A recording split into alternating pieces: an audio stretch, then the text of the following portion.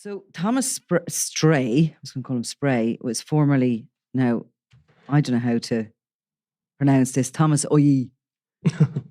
Well, I presume Danish that's or Norwegian or something. It's Norwegian. I presume that is definitely not how you pronounce it. But So I found this interview he had done recently in the Czech sports agency.com. I don't know what that is. yeah, It was an interview with him. It was more like an advertorial feature, to be honest with you.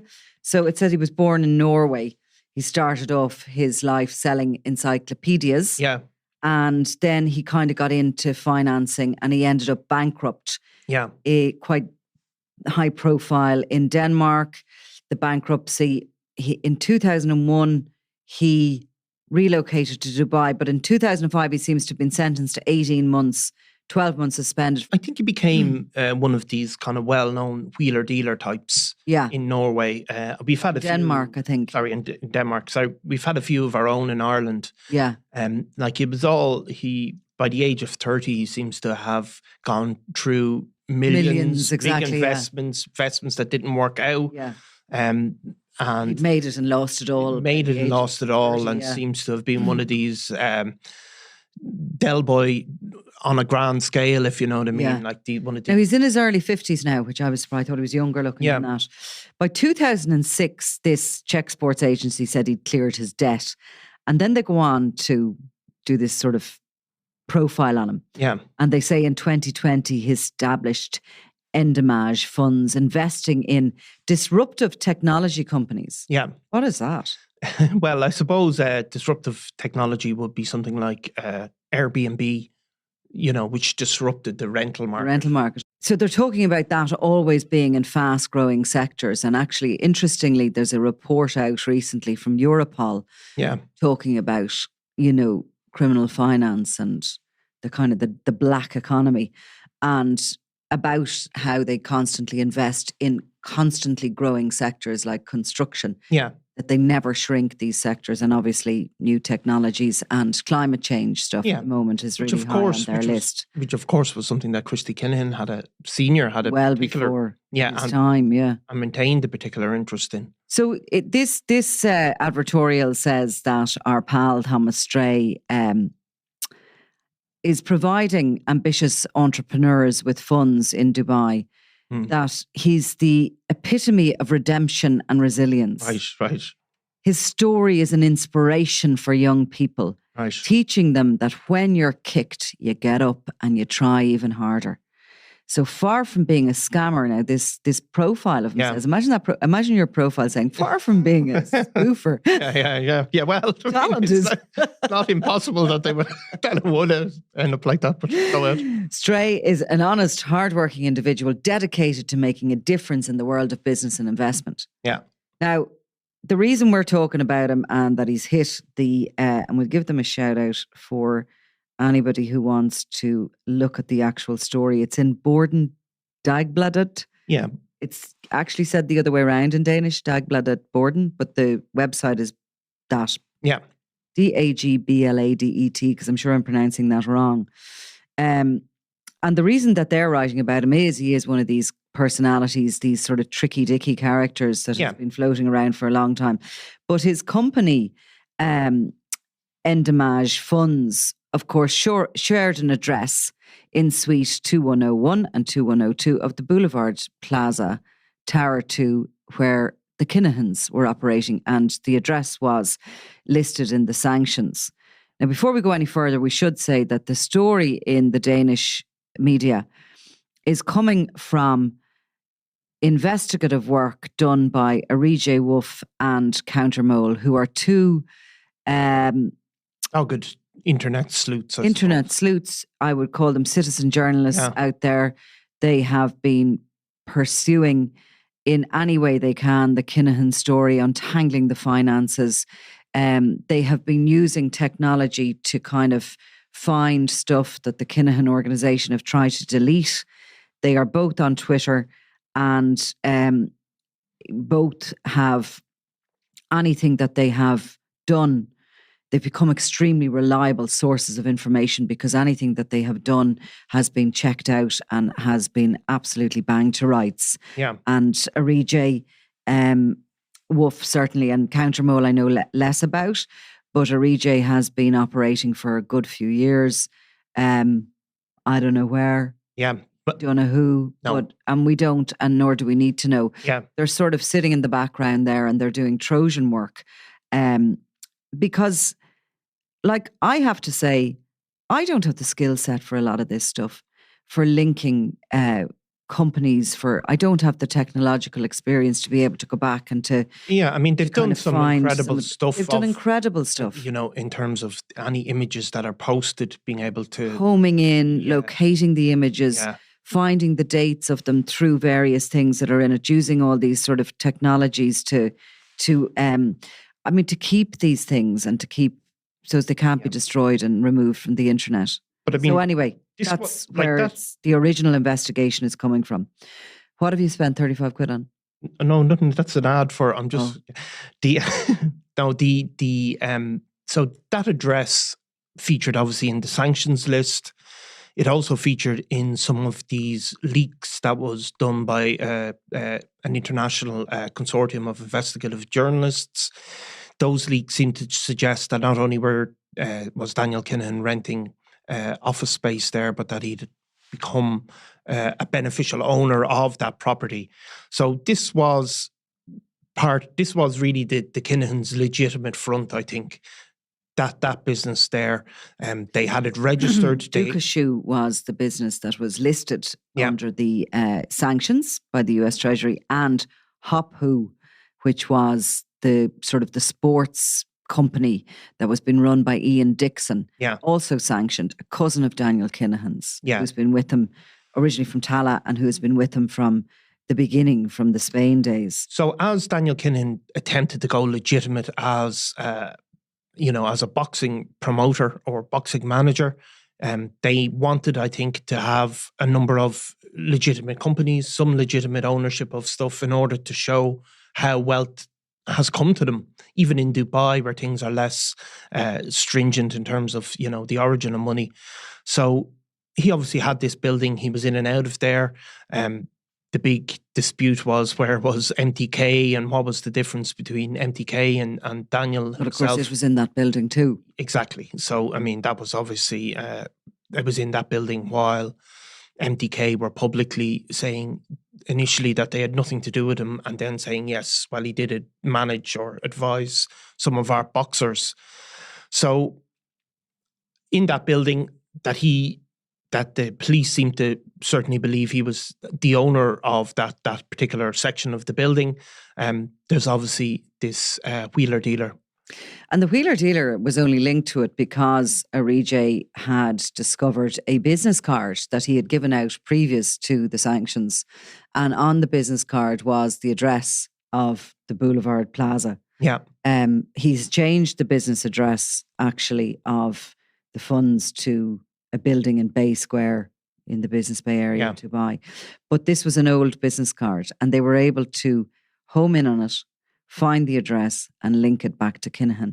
And of course, then he's asked about Combat Coin. Now, this Combat Coin was something that popped up around the time or maybe in the aftermath or before the sanctions. And this was a company which was aimed at martial arts fans, and it was one project that has been linked to Daniel Kinahan. It was like a cryptocurrency. It was a cryptocurrency that was for MMA fans, and they were going to be able to use it to buy their seats at events which were held out in the Gulf. They were able to buy like posters and stuff like this from boxers that were involved in it. NFTs, was it? Go and explain that now. No, I'm not going to. Try. Non-fungible tokens. So, I mean, although these, which could be an image, a digital image or something like that, where people would have the ownership. So, although these coins could be used to buy stuff, like you said, pay for seats with it. But really, the value of cryptocurrencies is not in what they can actually be used to buy. It's that they become something of value in themselves and people trade them. So I think they were also going to be used to have interactive meetings with some of the fighters. Yeah, but I think the real core of it was to set up a cryptocurrency that could be traded Absolutely. and not just used, that it could be traded between people who'd never cash in on the value of it, I suppose. I mean, it was set up at the height of the cryptocurrency boom. You had incredible values being attached to cryptocurrencies. Now, obviously, some of that has gone totally awry. It was a very high profile launch for this combat coin. And at it were Sonny Edwards, yeah, a boxer who has been very vocal in his support for Daniel Kinahan. Ben Davison, yeah, the former manager of Tyson Fury, who has been very supportive voice for Daniel Kinahan. Josh Taylor, a very supportive voice for Daniel Kinahan. Lee McGregor, Darren Till, yeah, an incredibly supportive voice for Daniel Kinahan, and somebody who was photographed with him. I think, in actual fact, the first photograph that came out of Dubai was Kinahan with Till. Yeah. Joan O'Carroll, again, very well-known supporter of Daniel Kinahan, and Terence Crawford. Now, Eddie Hearn was also at the launch of it. Yeah. So, I mean, all those boxers were associated with MTK, and many of them had spoken about Daniel Kinahan being a great manager.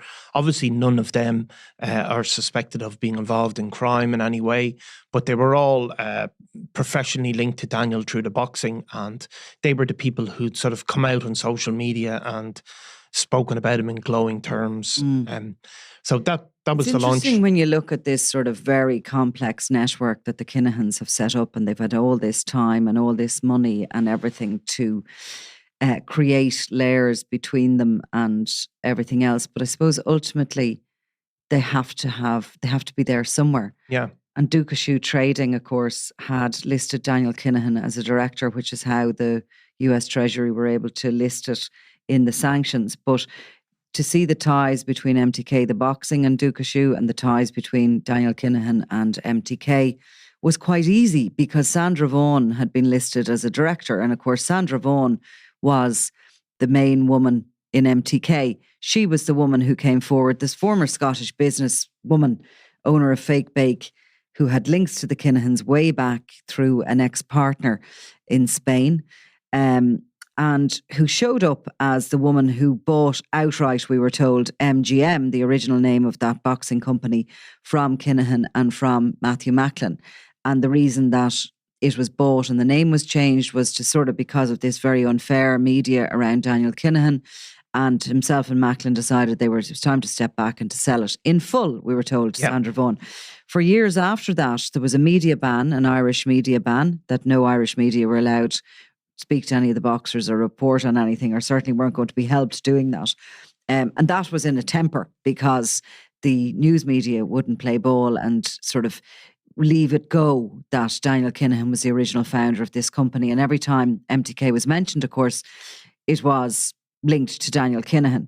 So Sandra Vaughan got very antsy in Dubai and used to have these videos that were sent out on social media and interviews where she would criticise the Irish media and the Irish in general initially for linking Daniel Kinahan to the boxing, and afterwards when he decided to come forward and link himself to the boxing and back to MTK, it was because Ireland had embracing him as a hero, as a guy who'd done good. Yeah, he'd come from nothing, and he was one of the most important people now in boxing. And this was really in the years before the sanctions, when it looked like yes he was, and yes he was going to get away with it, and he had transitioned. So that's the combat chain. Now we'll go back to Thomas Stray, because the reason we're talking about him is not just because he shared an address with Daniel Kinahan, but he's actually been asked a couple of questions by the Danish media outlet Borden Dagbladet, and he's answered them. And they asked him, first of all, did he know Daniel Kinahan? Yeah, and he says, although I knew Daniel Kinahan through shared office space, I had no personal or professional ties to him, others in the Kinahan family, or any association with his business. Although I knew about him, I was unaware of his background until it became widely known.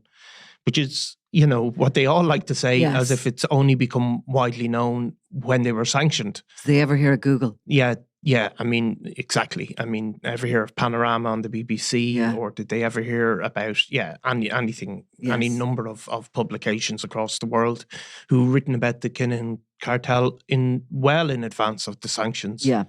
being placed on them. So yes, he's basically saying his time at the address was strictly professional. He said he left the address in 2019. It was only a serviced office. He's asked about this combat change, this currency, this cryptocurrency that Kinahan essentially attempted to set up. And he says he was approached about developing a website for a cryptocurrency, but the project came to nothing. There was no business transactions. And again, he says he was only aware of Daniel Kinahan through media reporting. Yeah. In the aftermath, I think that was, of the sanctions.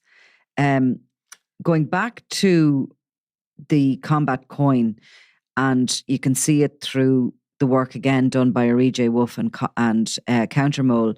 There was a Telegram sort of communication channel set up, and the first postings visible on it, and this is all kept in the threads of those two Twitter accounts, shows this ex-MMA fighter Tom Khan adding Dan Private, and then Sandra V to the communication, and TK MMA Fit, a gym in Dubai, started tagging this combat coin the day before Daniel Kinahan was pictured with Tyson Fury. Yeah, in that gym. In that gym. Yeah. So, yes, there's all these ties. You see, it's like a kind of a jigsaw, isn't it? Everything. And you're trying to piece together the picture of who is who. I mean, if you would think of looking at the financial networks of the Kinahans, I mean, the criminal offences that they are suspected of is one thing, but separate that from the money network. Yeah. And you have this complex and yet not rocket science stuff going on, really. And of course, because the links are through simple things like addresses, through company directorships. The fact of the matter is that while Sandra Vaughan held a very important place in MTK, and while others were named as the kind of the owners of the company, Kinahan always stayed there in the background, very much linked to it. No doubt the money laundering investigations that are ongoing into the Kinahan network are very much focused on the finances all around him and whatever he was linked to. But I suppose that's, if their money, for example, I'm speaking hypothetically here now, if the Kinahan money was being washed through boxing, they're not going to just push it through and stand back completely. They need some sort of a call on it, don't they? Well, I suppose they do. And I'd say Daniel has a kind of a controlling aspect anyway, whether but of course, there's nobody charged in any connection with any of that suspected money laundering. I did an interesting chat this week with Tris Dixon, and he has actually just posted a story up on it. Tris Dixon, proboxtv.com, he's writing for. So Tris Dixon is a boxing writer. He was actually on the Panorama documentary. He's a very well-respected boxing writer. And we were discussing basically how far the authorities are going to delve into boxing. He knows, I always say from the start, I know very little about boxing other than the criminal sort of aspect of it. I wouldn't know a single thing about it otherwise. But, we were talking about, because of Kinahan's involvement in it, are any of these suspected boxers and promoters and that have worked with him, and since the sanctioning, are they worried? Have they stepped back? Or is Daniel Kinahan still involved in boxing?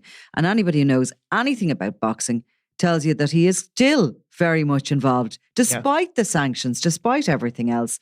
And of course, I was explaining to Tris that from what I know of the personality that is Daniel Kinahan, and it's complex, but he will always, he's very convincing to people. He's a manipulator. He's a fraudster, really, just like his own father. He's all the other things, like an international multi-millionaire, billionaire drug lord. But he's ultimately, and at the heart of him, he is a fraudster and a very manipulative character. And when we go back as far as Operation Shovel in 2010, and we were told that the Kinahan organisation were taken down, the top of the Kinahan organisation, he and his father and his brother told everyone, carry on regardless, we're going to beat this. Yeah. We are going to beat this. And initially there was panic and everybody was starting to kind of pull away and run a mile. But no, they insisted we're going to beat it. And what happened? They beat it. Yeah. It was a disaster in so many ways, and not just for for the authorities. It was a disaster because it embedded that message from the Kinahan organisation in all their foot soldiers that they say they can beat it and they can. Yeah. And Daniel Kinahan will have gone into boxing with that same confidence and that same approach that what he says goes. Yeah. Now, when you look how far he got before the sanctions, and he was telling everybody along the way, don't worry about it. There's nothing to see here. Yeah. I've no convictions. I'm fine. He convinced everybody. Yeah. Everybody from the very, very top of boxing. Not everybody, of course, because there is a big divide. Yeah.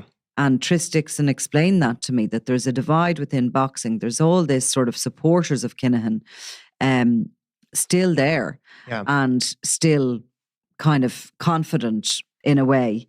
And then there's all the people who didn't go with him and who were honest. And there's been this complete and utter skew in the value of what people are worth and everything. Obviously the supporters were very, very vocal of him at that stage, and the detractors didn't feel comfortable for obvious reasons speaking out about Daniel Kinahan, and you had very few within the boxing world, though people would speak off the record. They were terrified. They were terrified.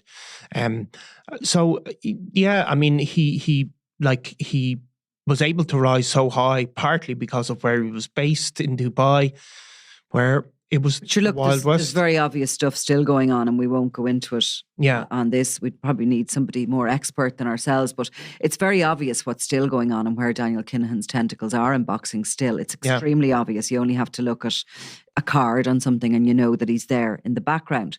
But I suppose for our listeners to describe it as the bite of a snake, and that poison is still in the ecosystem of boxing. It's not that it's not that it ended with the sanctions. No. And of course, Daniel Kinahan is still fighting for his survival. Yeah. I mean, he's not going to lie down and be picked up and thrown into a jail cell. He is out there. He is still using his money and his influence to remain free in the United Arab Emirates. And some of his freedom depends on, I think, on that sports world. Of course it does. That's what he's bringing to the table. That's what he's bringing to the table. So there's many people involved with him in terms of legitimacy, but the boxing world, you're hearing loads all the time about his... See, I suppose it's the question is really for the ones who didn't take the blood money. Yeah. Are the ones who did, is it still going to be this unfair platform going forward? Yeah. Where those who have taken Kinahan's money are just going to get away with it? Or are they going to be investigated? Is the money trail going to be followed deep into the heart of boxing? And I would say yes, it is. But is it going to be followed all the way to Dubai? I would suggest possibly not. Well, you see, that is the problem. That is the problem because, that's exactly what I was saying to Tris Dixon. Where does the money trail go?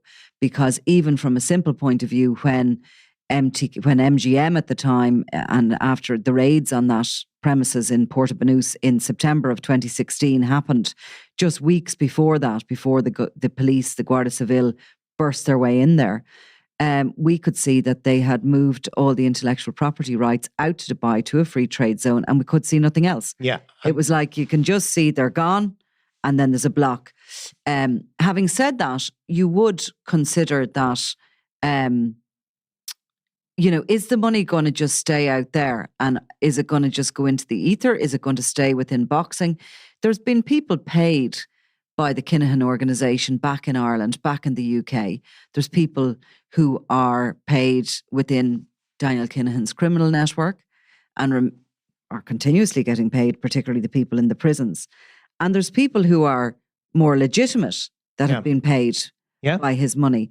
So as the trail comes back from the Gulf and back into sort of more legitimate societies where there is a possibility of investigating it, you'd like to think Well, I think a lot of it will depend. That there is some investigation going on into that money. I'm sure there is, and I think we'll see if there's, what digital messages, where those lead. I think when it comes to money, that's a whole other question. What exists there? What has been accessed?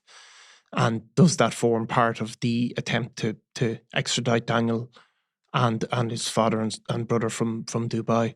So what we know is when Daniel and Christopher Jr. went out to Dubai initially in 2016, they were allowed to set up companies, and that the Emiratis deemed them low risk, despite the fact that they were, despite the coverage really at that time of what was going on.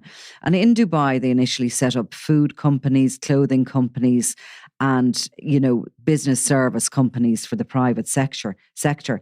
They formed management companies and an aviation consultancy, all in these Emirati free zones, which we'll call a black hole really of information, because we can't get anywhere from there.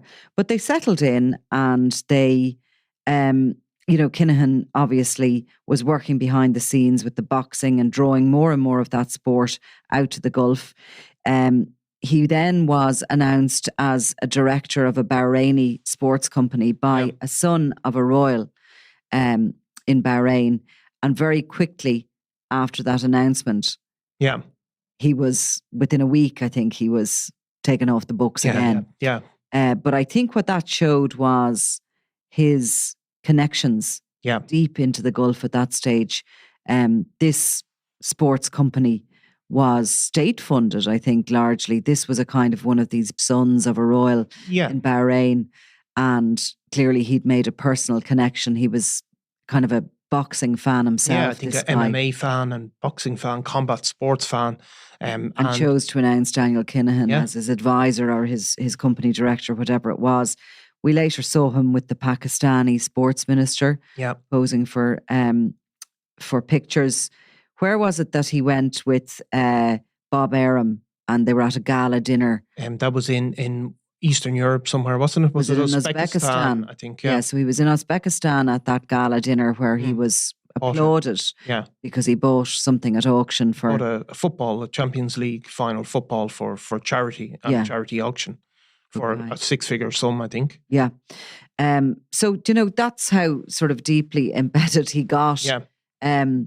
And I suppose that's where the tentacles of the business and where the money goes. The bigger they've become, the more complex their money laundering and aspects of course, have been. Unlike people like his contemporaries, Ridwan Taghi and Rafael Imperiale, he was employing through his sports businesses loads of local guys, people from within that society, Dubai natives, people with connections, and all of that counts for a lot in that country by all accounts. Oh, for sure. I mean, there's obviously still a little bit more to untangle there. I thought it was interesting when you looked at, for example, the UAE is now on this grey list by the Financial Action Task Force. They're looking to come off there. Are they gone black? Are they?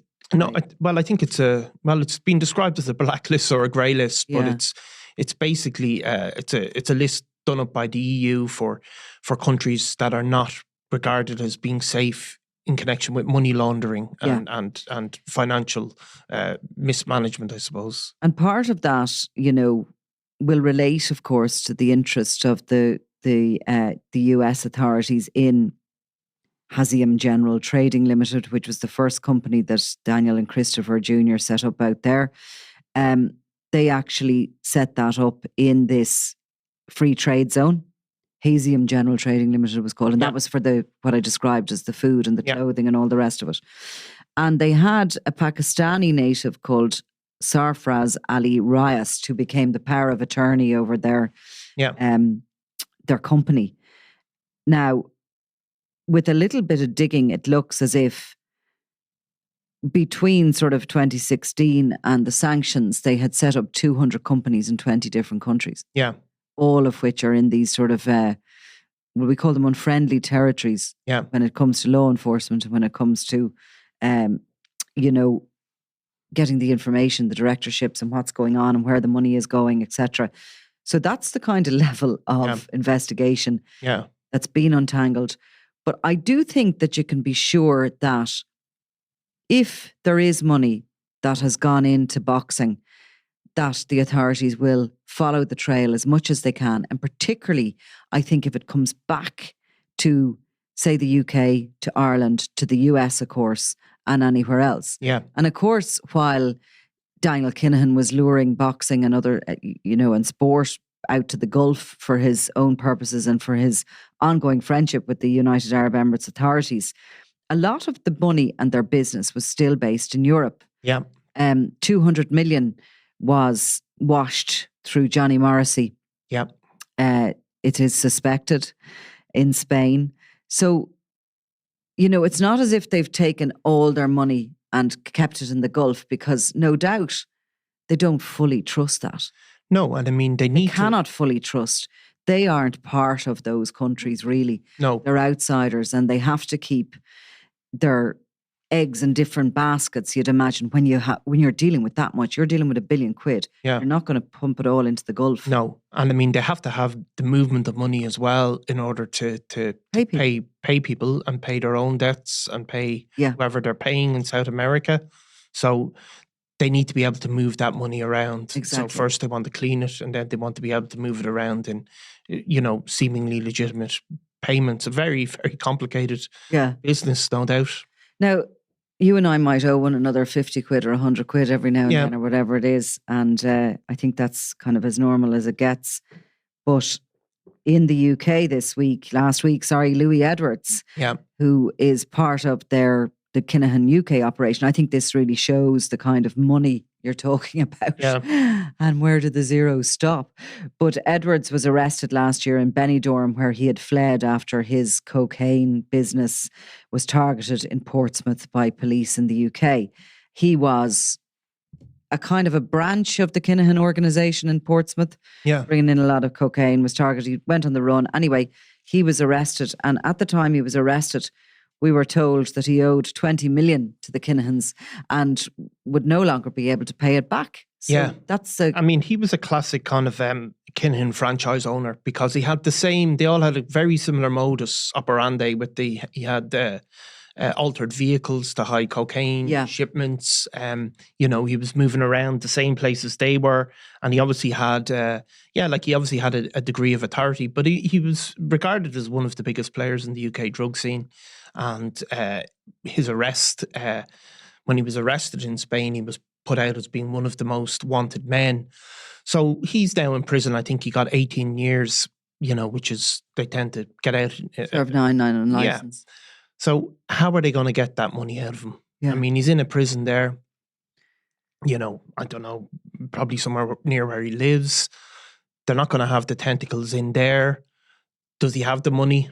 Probably not. You can pick somebody up and shake them by their ankles and the coins will pop out of their pockets. But in the end of the day, if they don't have it, they don't have it. I mean, 20 million is a lot and to put your hands on. No, and can they put their hands on him to threaten him to get it? Is he going to be sitting in jail thinking, I'll worry about it in 9 years' time when I get out and see if they're still floating around? Well, you see, of course, what I've heard is that they have been trying to call in the debts all over the place, that they are owed a lot of money. And that there is an attitude to them that they're going under, they're a sinking ship and people don't want to pay. And they have been really hit by, no matter what, while they might have, all these investments and all the rest of it, the fact of the matter is they've been hit each way by the US sanctions, which has created a toxicity around them for people dealing with them. And by all the focus on and the intelligence coming out of the organisation and the big shipments that have been nabbed. Yeah. Because that's a loss to them each time. And they need the threats to be able to collect debts. I mean, it's just as simple as that. They need to have the threat of violence hanging over, for example, Louis Edwards, and we're supposing, he needs to be in fear in order to pay up. Mm-hmm. And would somebody like him think, how are they going to get at me now? And I'll just wait it out and see what happens. And I think that's what we're hearing, that people are doing that all over the place.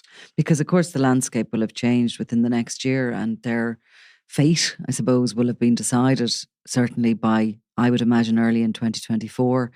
And how sort of threatening are they if they're before the courts facing life in prison? Yeah. That's the end of it for them. That's the end of it. Yeah. It was interesting, actually, the John Gilligan thing, which we talked about a lot. But didn't he, when he came out of prison, he had to go to, after whatever it was, 15 years, he went around then and tried to collect his debts. And that's what got him in trouble. Yeah. So, but he didn't have the capacity, obviously, to get them when he was in jail. And those guys, by the time he got out, they were no more inclined to pay him than they would be give me money, And power has pivoted. Yeah. And it's with somebody else, and that's how it goes. It's definitely a fickle world. Yeah. The underworld. Well, anyway, that is complex enough, but as the information keeps coming forward, and as people like Arija and Countermole keep working away in the background there. And it does look like every chancer, every wheeler-dealer chancer ends up in Dubai. Yeah. And, near enough to the Kinahans, really. You know what I mean? Yeah. Like everywhere you look, their connections, they're just, you get a name and you Google it. Yeah. And you go, like again, Stray, Thomas Stray, or Oye, whatever your name is. Yeah. Why didn't you use Google? I'm sure we're getting mixed up in, my friend. I'm sure I'm not so convinced that he didn't use Google. Exactly. All right. Well, we'll leave it at that for the moment. Thanks, Nicola. I'm Nicola Tallant, and you're watching Crime World, a podcast about criminals, drugs and the underworld in Ireland and across the globe.